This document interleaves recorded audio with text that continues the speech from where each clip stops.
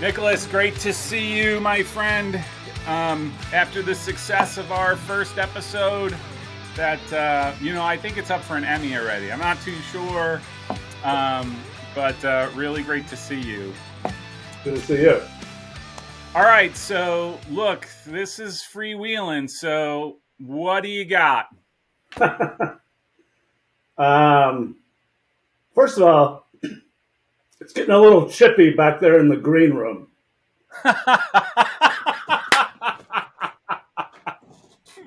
I'll have my security detail take a look. But the cookies are really good. Yeah. Oh, you know what? We bake them. Yeah. That's awesome. Green room. So for this week, this is actually following off of some of the discussions on our soccer board, and then it has to do with a couple of the. I'm going to relate it to a couple of the teams that a fair amount of people have a strong interest in or curiosity about. So, I wanted to, loosely do it, kind of call it like a case study of two different teams. Sure. And it's about the pressure of, having a great season or winning a championship, and then what it's like coming back the next year. So my two teams are Connecticut College, and then Washington and Lee. And one of the things that I noticed on the site is that when this topic has come up, there's sort of been two broad ideas expressed, and one was from our St. Lawrence friend, who basically has a thesis that in order to win, you have to get there, and then once you've gotten there, that gives you an edge over all the other teams because you know what it feels like, you know what it takes. Yeah. I think he used some phrase like, "Whatever man has done, man can do." So once you've actually, and that I know that there are teams that haven't been able to break through that barrier. Yeah. And Connecticut College felt like they came a little bit out of nowhere, but they had been progressing. I think they got to the Elite Eight that was 2 years before because of the COVID year. Yeah. And I think maybe they lost to Tufts. I think so. Yeah. They had 2 Elite Eights in a row. Yeah. So anyway, so they, have this incredible season. No one quite saw that, everybody was talking about Washington Lee and Tufts and Messiah, and then Amherst, and then here Chicago, and then here comes Connecticut College, and they had that great game against Tufts. They get to the Final Four. They squeak by Washington Lee in overtime, and then they go to PKs with Amherst. They bring in their PK specialist, GK, and he gets the job done. And I saw on your other show, like Connecticut College, for literally the first time in its existence, wins a national championship. Yeah. So, and didn't get anything for it. Right. So then you're right. I think that was my thesis. I think you've been there, but that field that is just in the middle of the quad. I don't think they must bring bleachers in, like portable. No, there's no bleachers. Everybody sits on the berms around. Yeah, so there's no place to put a banner. Yeah. Right? Well, that's true. I'm behind the goal, I thought. Yeah, I mean they really deserve to get a new field. Yeah. I think they're talking about that, like where the turf field that overlooks the river. I think there's a plan that I saw that they were going to redo that whole thing, and it was just going to be a big turf field around with the track and stuff. But so going by our St. Lawrence friends' theory, Connecticut College should have, come out hot, like super, super confident. And then one of our other friends, a North Park loyalist, basically not necessarily in response to the other guy, but the hardest thing to do is to repeat as a champion. Yeah. And I really agree with this. There could even little subtle changes and like the chemistry, like maybe you had guys who were getting 25 minutes who were totally satisfied because they were part of this championship run. Yeah. They come back the next year, maybe they want 40 to 45 minutes. Yeah. And, and then they're bringing in some freshmen who are really good that they got to bring into the mix. Because I think we've all been, they only lost like maybe 2 players who were. I thought it was 3 total, but 2 impact. Right, 2 impact. Yeah. But they brought in some really talented freshmen, and they're super, super key guys. They're sort of big 3 of Jirjai and Giannis and Jaren. Yep. They're all, they're all back. Yep. And as we've also been reminded, they didn't come out of the gates incredibly last year. They had a little bit of a slow start, and but yeah, I think there's no question that. I assume everybody they started the season like ranked number 1. Not that means anything. Yeah. I'll be honest with you though. You could, if you watch the games from last year and then you watch this year's games, and I've always said like it's the hardest thing to pinpoint with Khan in particular. Yeah.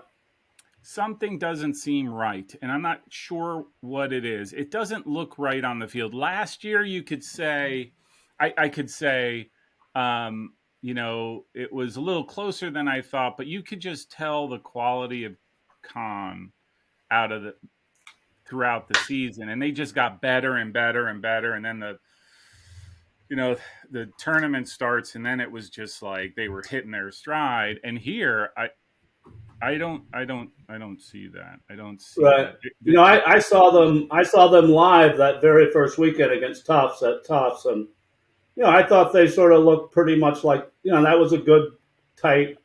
Yeah. Ended in a draw, but and then also, I'm wondering how it changes the dynamic for the coach. Like Coach Burke, it freaks me out. He's like 2 years, maybe 3 years older than my son. Like he's like a super, like his persona doesn't reflect that. But I remember last year when they went that very first round, they went to PKs with Salem State. Yeah. The last minute of the second overtime, he wasn't even watching the game. He was just calmly sitting in his chair. He was jotting down, I think, probably who his PK lineup was going to be. And now, I don't know, that sort of cool, calm.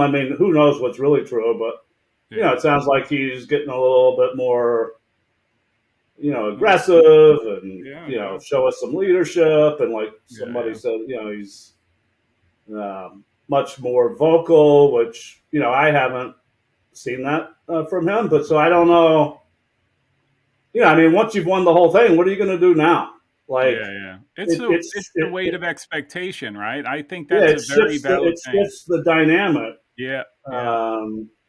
So I think, and given how close all these teams are, it probably only takes a little bit to be off. Yeah. So, I'm you look at the games that come up, and every single one of them is like, well, I don't know who's going to win that. Like, I can't predict. Yeah. So, anyway, that's.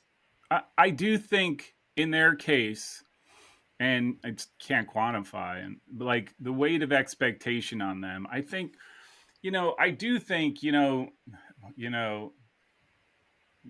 men will do whatever this phrase was. Right.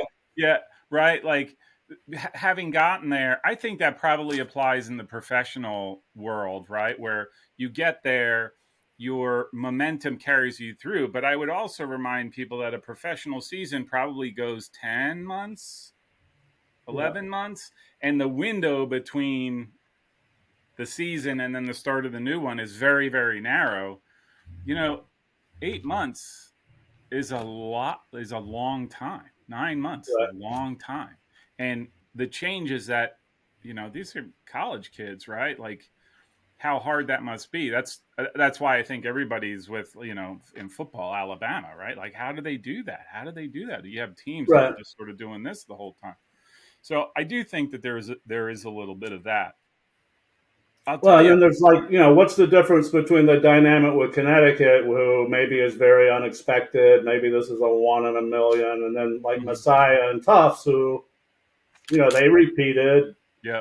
So there's a different cultural dynamic, and then how you play the kind of entitlement thing, like we're going to win because we deserve to win because we're Tufts, versus like maybe Connecticut tries that and it doesn't quite work the same way for them.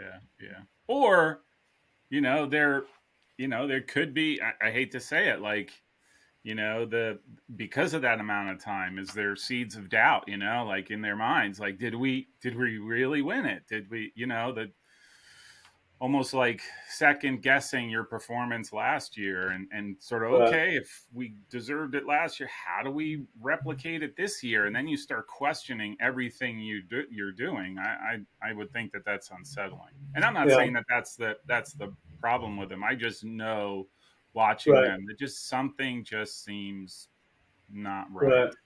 And I say the same thing about Tufts, by the way. Something's not right in Tufts land either. Yeah. So, that one you can explain a little bit more, like, oh, they lost 6 key guys. They got to, but I don't know if you noticed this, but Connecticut has actually been using the PK specialist goalkeeper in goal instead of so they've made, and I thought maybe it was due to injury, but the regular one, played 30 minutes and came out, and then the next game he played 90, and then since then I think Sylvester, the PK guy, has been playing. So I don't know what that's about, and I know Jaron he's been in and out with an injury, and I think the other 2 guys get the most attention, but I think he's the most creative, and he opens things up, and he's great on like free kicks, set pieces.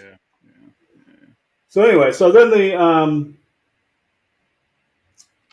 then I wanted to sort of, I guess, contrast that with Washington and Lee, who had a phenomenal season. They did break through. They had to beat Messiah to get to the Final Four, which was huge. And I thought they handled the pressure of they basically were number 1 wire to wire. Yeah. I think they got upset, like in their tournament, which really didn't mean anything. They still hosted all the rounds in the tournament. And then so they broke through. They got a tough red card call in that national semifinal. They lose in overtime. And so that dynamic is a little different. They're left sort of hungry. Like they didn't quite get it. And then over the summer, I don't know if you saw this, but I think maybe it was one of those preseason review videos that teams put out, right? And I can't remember if Singleton is on it or just some of the players, but when I watched that video, I was actually scared. It's like no other team could, like Washington Lee is definitely they are obsessed with, they're gonna win the national title. They were like deathly serious about it, and it was convincing. And then they have that, maybe in hindsight that wasn't the smartest scheduling, although I'm going to argue that it was. But they have all this energy and excitement built up. They have to wait all those months to get back and to begin the next march towards a national title. And then they get thumped by Messiah on their home field. So it's almost like a fighter that gets dazed by, like a standing 8 count. Because I know some of the Washington Lee people felt like they had kind of a hangover even after the Messiah game. And now I know they drew last night with Lynchburg, but Lynchburg that's the kind of team that in the second round of the NCAA tournament is going to be tough to get through. I mean, they tied Messiah too. Yeah. And they're pesky and determined. I mean, that's a. I had heard too, like there's something about their home field, that is the turf is tricky, and I don't know if it's got this, it's got the crown and the turf. Are you talking about Lynchburg or Lynchburg? Yeah. Mm-hmm. And I know that's what some of the Messiah folks were saying, that the turf was really bad, and I don't know what that means anymore. Right. So yeah, I don't know if that was So I think I put this on the board. Like, so I came up, I think they had to learn the lesson that you can't win or lose the national title on day one. But absolutely. They had so much funneled into that game. Yeah. And they've definitely recovered. I don't think this draw with Lynchburg is. I mean, now they got a good game coming up. They travel to. I think it's Newport News, right? Is that where Christopher Newport is? Yep. Newport News, Virginia. Yeah. So I mean, that'll be a good one, but that won't determine. I mean, they're not even in the same conference, so that won't be. I mean, it'll be a good game to watch, and I expect WNL to do well with. I think Christopher Newport plays a wide open style. Yeah.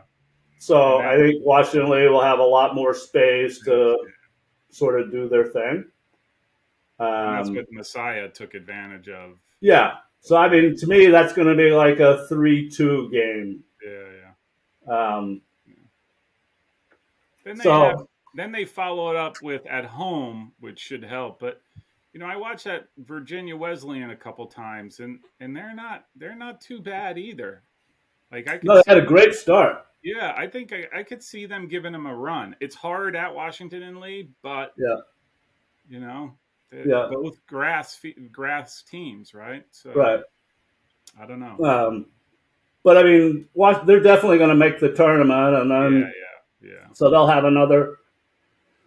They'll get to have another go at it. But I think that's a lot to carry when you've had the kind of season they did last year, and then you come up just a tiny bit short, and then it's almost like you feel like you got to win it. I mean, I think some of those guys probably came back just for that.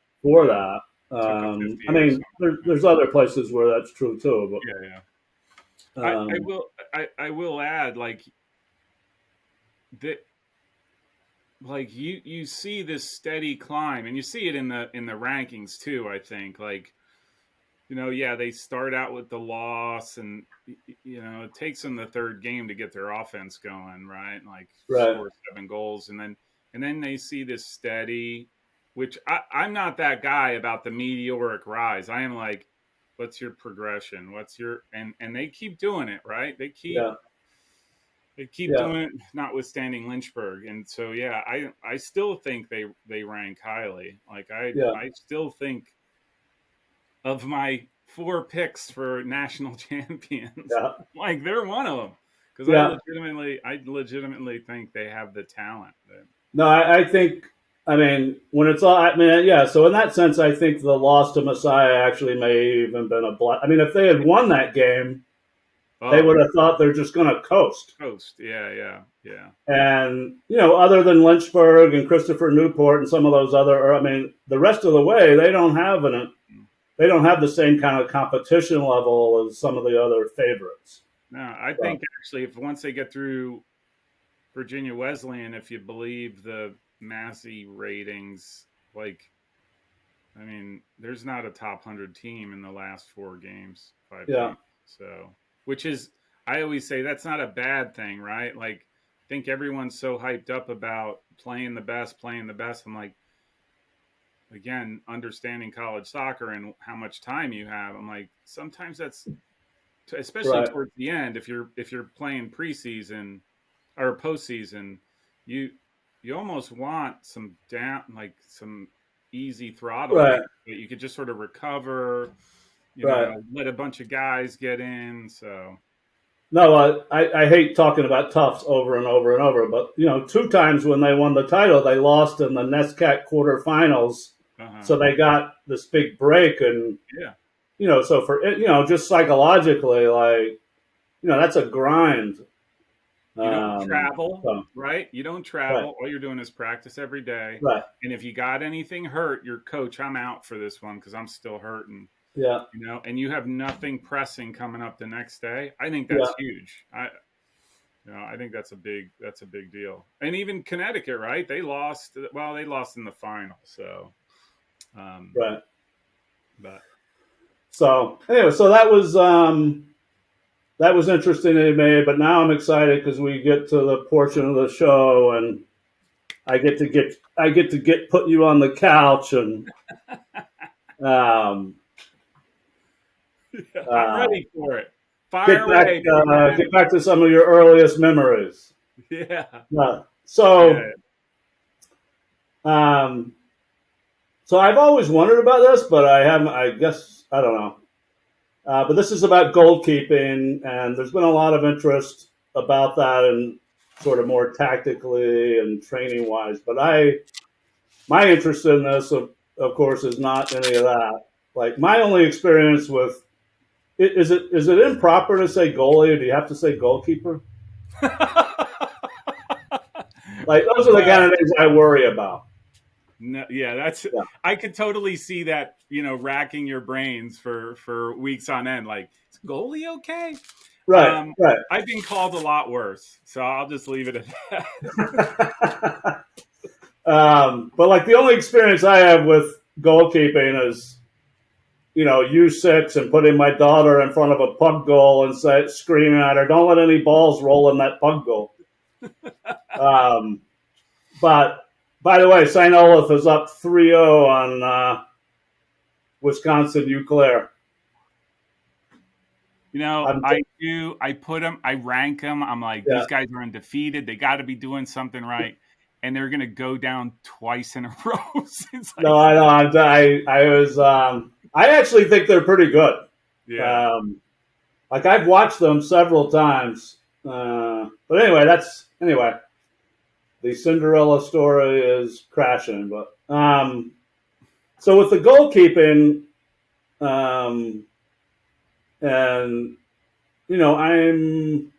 I'm really curious about how it works as going through recruiting, what coaches tell goalkeeper recruits, like in terms of like playing time or like, and then what it's like to try to figure that out as both a parent and as the kid. Like, I mean, one of the worst things to me always seemed like a team has 3 or 4 Yeah. goalkeepers. A couple of them are really good. You're a freshman. Like, there's a real chance you won't play at all for 4 years, Yeah. and Very, very true.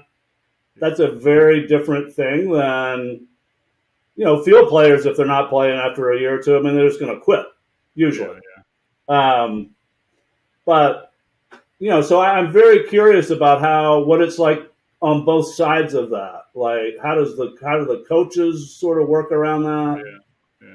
So I'm So very curious to hear your thoughts about that. so like I said, I'm ready for you. Like, like I got him. I'm good to Yeah, but go. are you gonna punch it out or catch it? Yeah. Yeah. Like, um, what's interesting? I mean, so I think there is like literally there's two there's almost two scenarios. Like when I got recruited, I got a phone call from a guy who told me flat out, like, you're going to play. Like, I need a goalkeeper. You're going to play. I saw you play. You're going to play. Yeah, Obviously, that's few and far between. It doesn't happen very often. I will say, and just sort of watching simple player number 2 go through the process, like you're never the only one, and you're never the only one that ever the only goalkeeper that they're recruiting. right. right? And it's not just that year. I mean, maybe the coach told you that, but did he tell you I'm not going to recruit anybody next year? No, exactly. And every year, I always say like the number. I mean, it always seems to be like 12 recruits, 11 recruits. I mean, some of the crazy ones do 15 recruits. Yeah. One of those invariably going to be a goalkeeper. Could be two, depending on sort of his confidence in the goalkeeper position. Right. Um, I think the hardest thing to figure out, and this is the part that I just discovered, it has nothing to do really with the quality of goalkeeper because they're all pretty good. Once you get to that level, like it doesn't matter. They're all pretty good. They all do things differently. I'm convinced it just comes down to what the guy likes, what the coach likes, and what his personal preference is. Does he like somebody who's like rambunctious and yelling and running around and going running for balls and all that stuff, or does he want somebody who's more of a calm presence in the back? Like Mm-hmm. all of those, I'll just call them personality things, seem to drive who plays and who doesn't. Mm-hmm.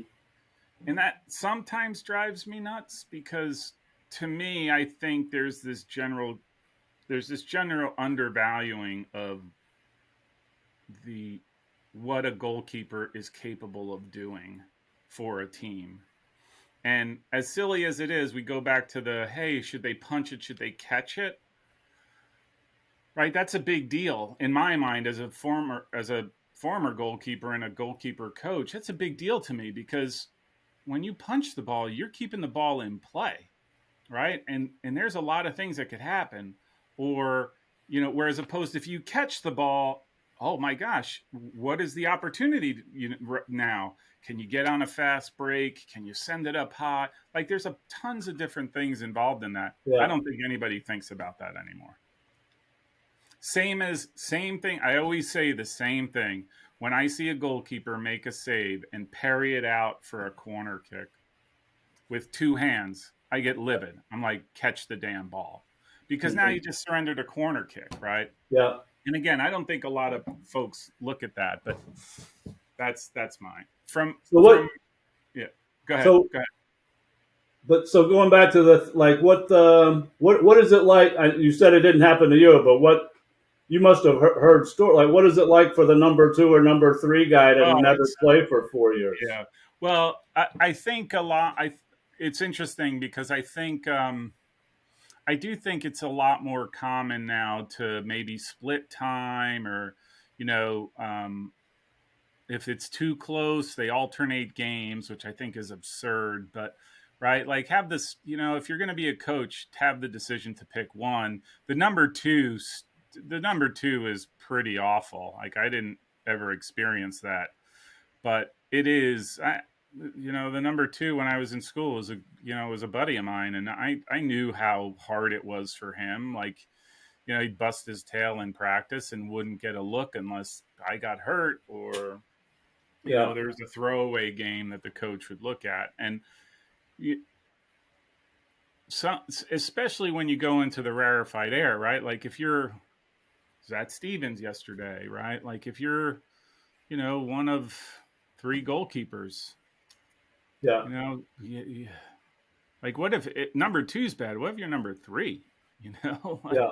think about it. And some schools, I know they always say they want three, but sometimes they end up with four, just the way it happens. And you know, I, I could only imagine how difficult it is for a guy who had been the starter, and then a new guy shows up and is not. It knocks Right. him off his perch and now becomes a starter. Um, No, that happened at Kenyon. They had a kid out of Cincinnati who he started for 3 straight years, and then a freshman came in, and you yeah, lit he it didn't up. play. He Yeah, didn't yeah. play last year. I to me that's a little bit more understanding. With the ones that I hear about that really drive me batty are the ones where the guy transferred after, especially now, right? You hear all the Yeah. transfer stories. Good for them, but that hurts a little bit more for some Yeah. reason. But So um, is there sort of a brotherhood, or and then that maybe even extends to the goalkeepers on other teams, or is it sort of like is there any kind of fraternity element to the Oh, goalkeeper totally. world? Look, I don't know. I always, the first person I shook hands with was the opposing goalkeeper, like, because whatever the teams were, Right, like, we were kindred spirits, right? Like, we had to deal with the same crap, but you right, know, it might be a little different, but it was the same crap that we were dealing with. And I think, yeah, and goalkeepers in general, right? Like, I think you hear somebody's a goalkeeper, and I perk up, right? I'm like, yeah, oh, hey, I know all about. I get it. You know. yeah. So in that regard, yeah, I would say there's definitely a fraternity. Although No, my son you is see not that part of in that the fraternity. So you see that in like the Stanley Cup playoffs, where at the end of the series, the yep, two goalies, like you can tell they have a deep respect, and yeah. You know, you don't realize, and this is the other thing, and I think this is why that's the case, right? Like, everyone says, oh, how tired and how the players must be in these short seasons. Try being a goalkeeper where you're hitting the ground hard and taking balls off of your face and all this stuff for a season and see how you feel. I remember yeah, even in goal, by the end of the season, like, my hips were shot. Like, I was sitting in an ice bath every day just to yeah. help my hips and stuff like that, and bruises all over. My fingers would be all wrapped. Like, it's What part. happens in? Tell me what really happens in like those corner kicks. Like how much knocking around is there, or shirt Oh, pulling, or it's. like I would actually argue. I would actually argue right now that it's one of the other things that drives me nuts is that how permissive the referees are with some of the nonsense. Like, I'm sorry, if you put your arms like this yeah, around a guy and say, "Hey, I'm not holding him. I'm like, there is something not right about that." And especially if he goes down. That, to me, right? But they let it yeah, go away. And look, you see, my favorite team, Amherst, do it a lot, where they just basically put 7 guys right around the goalkeeper. right. And And they're all 6'5" or above. 6'5" or above, and they're not even looking at you, right? Yeah, That's a tough. That is tough. I will say, I keep trying to think of, like, my clever ways to work around it, but I haven't come up with any. So, yeah.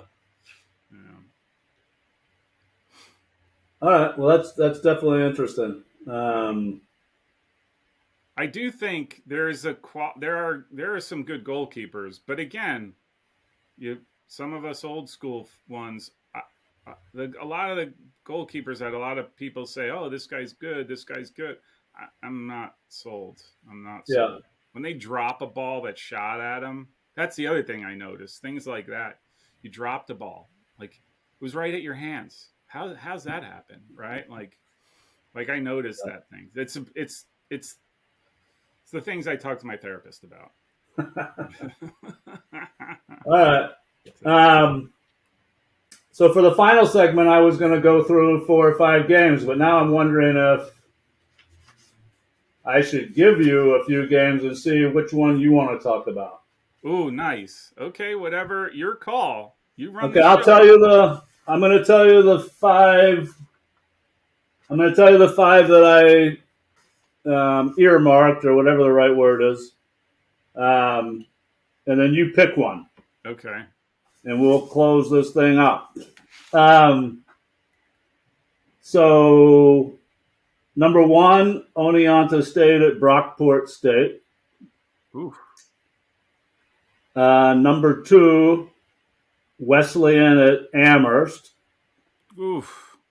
Um, which I sort of knew this, but it's interesting to read that Wesleyan is considered like the highest skill based team, and they're going against the athletic, physical Amherst. And then the third is Case West. This is my sort of sneaky, huge sleeper game. Hmm. Case Western at NYU. Is it at NYU? It's at NYU. Okay. But whoever wins that game, I think, is going to be in a pretty good spot, at least for a week. Yeah. Until the next game. Right. Until they lose 2 straight in the UAA. And then obviously this is almost too expected. Washington Lee at Christopher Newport. I'll just share one note I wrote that I don't trust the captains in a big spot sometimes, and they feels like they're almost a poor man's version of some of the other teams that chronically disappoint me. Yeah. But I feel after that, I do feel a little bit better about them since the Virginia Wesleyan game. Yeah. But I actually do think this is going to be a really good game. Yeah. And then the 5th one, and I was going to try to fake my way through this one, and I don't really know anything about. I mean, I know they're good, and I know they have very strong histories, but Franklin and Marshall at Gettysburg, like I don't know all their players. But I know that's, Gettysburg at night under the lights. Franklin and Marshall, key rival, comes in. They're trying to keep up with Johns Hopkins. Yep. So that one does have major implications. The F&M at Gettysburg, right? Because otherwise, if whoever loses is well behind Hopkins, right? Like that's what they lose. Right. So I'm going to let you carry the water on this one. Oh, geez. And then I'll shoot down whatever you say. I mean, I will say that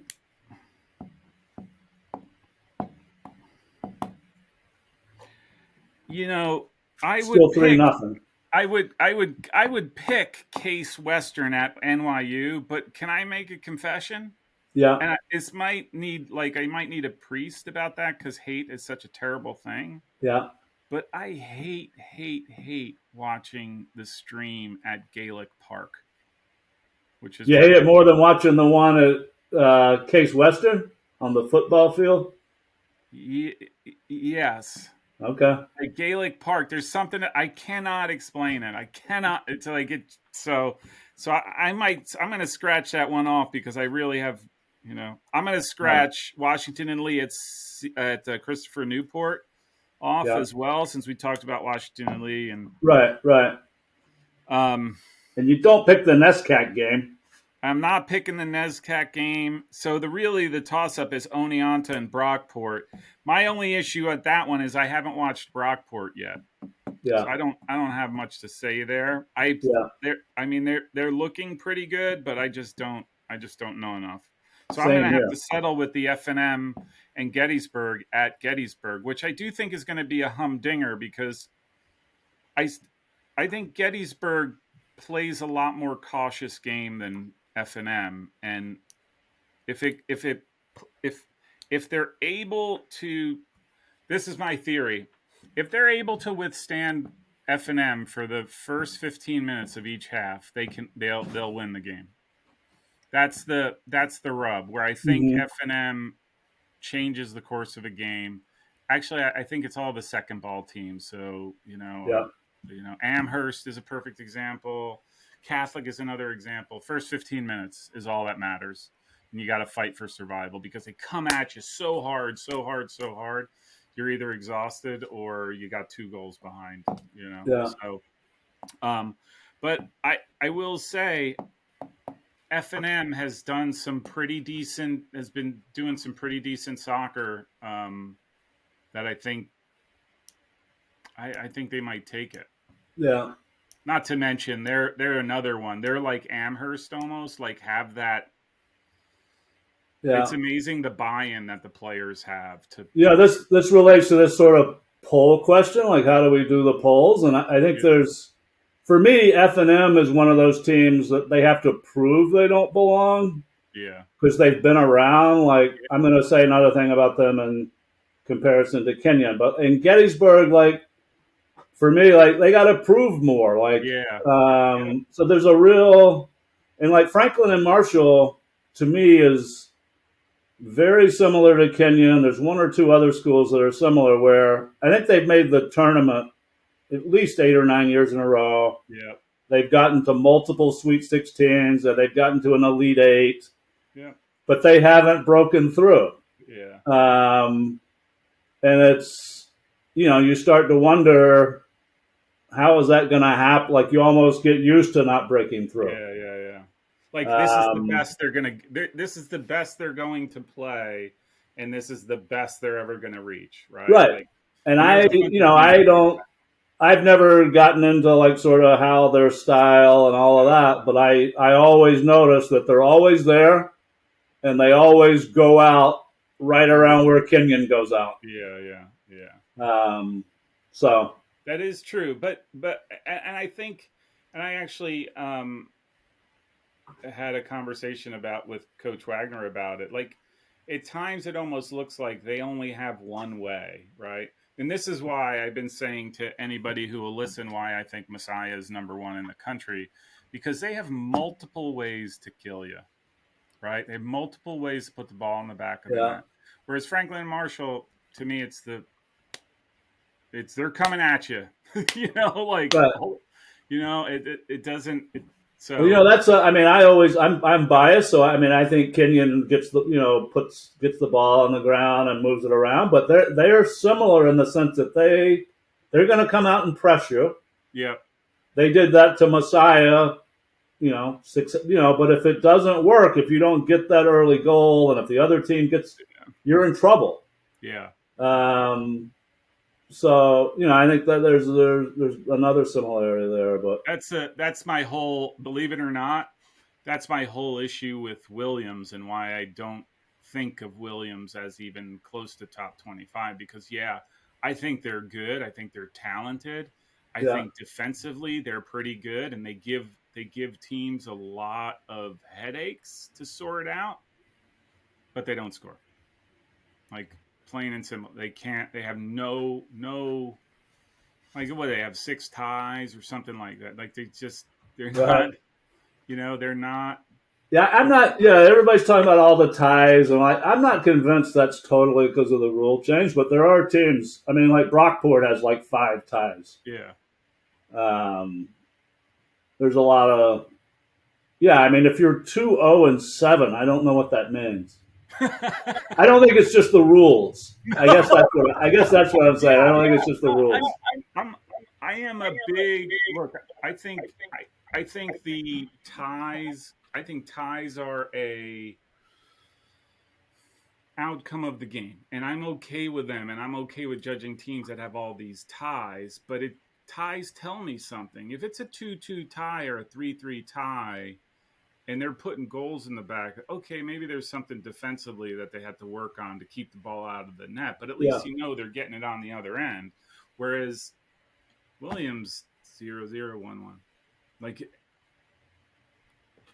like at some point you're like, okay, first one, second one, third one, fourth one. Like, come on, something has to happen up top. And I would think, though, right, new coach, I'm sure it's just he's starting from the back, right? So that makes sense to me, and he's just going to build out as he goes. But man, if they want to be, if they want to be considered of anything, I think that's what they need. They need to score goals. Right. I'm trying to remember who. Saturday, Connecticut College at Williams, and I. I think I posted this already. That I said that I consider this game prediction wise uncallable. So anyway, so a tie. Yeah, it probably will. Probably will be a tie. All right, so let me ask you. So since I chose the F&M at Gettysburg, what score are you calling? Oh boy. Well, this is going to reflect what I said. Like, you got to prove to me if you're supposedly really good, you're going to have to really prove to me you're really not. And then if you're really a new, I'm going to go with Franklin and Marshall 2-1. That's interesting, because I wrote down Franklin and Marshall 3-1. Yeah, and you crushed me the last time in the prediction game. I didn't I? Yeah, it's like I knew what I was talking so about. I'm like, you know what? I'm gonna have to get a burner account. That'll work. But believe me, it's been done before. Yeah, on the site. So anyway, the problem is then you forget which account you're. Right. Signed Paul Newman. Oh, this isn't Paul Newman. delete. The best thing is creating like a fight with myself and like getting really obnoxious and. Oh, totally. That's you're in the psychology field, so if there's anybody who can pull it off, I'm sure you can. So. Yeah. All right. Let's wrap her up. Yeah. This was good. So again, next week, if you're game, I will. We'll definitely do this. This is too much fun to pass up. I will. For everybody that's watching, comments, criticisms, compliments down below. Shoot me an email. Yeah. Go on the boards. Look for Paul Newman. He's there. Oh, by the way, that reminds me. You did comment to me how much you liked my thumbnail for the show with Paul Newman. That right? You did not comment, however, what was the background picture when we were talking, which I was surprised because it is a Kenyan picture. It is a picture of Paul Newman drinking beers with a bunch of his buddies at Kenyan. Yeah, I thought that seemed like it was only on the screen every time for like half a second. So I could tell it had something to do with Paul Newman, but I couldn't quite place it. All right. The black and white, sort of the black and white. Yeah. He's sitting there in the middle, like. Yeah. All right. So, Nicholas, thank you very much for this. This was fun. Really enjoyed it. Okay, Simple Coach. Keep it real. Yeah. We'll see ya.